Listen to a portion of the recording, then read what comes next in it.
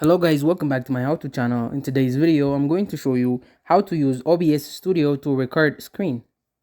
So make sure you have OBS Studio installed on your computer, then open the program. Look at the bottom of the OBS Studio window. You will see a section labeled Sources. Click on the plus icon at the bottom of this Sources section. This will open a menu with different source options. From the menu that appears, click on Display Capture.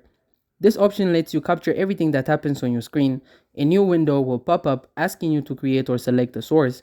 Type in name for the source. It can be anything you like. After typing the name, click OK. Another window will pop up showing the properties of the display capture. Usually, the default settings are fine, so just click OK again. Look at the right side of the OBS Studio window. You will see a set of controls. Click on Start Recording. This will begin recording whatever is happening on your screen. And that's it. Thank you guys for watching this video. If this video was helpful, don't forget to like and subscribe to my how-to channel.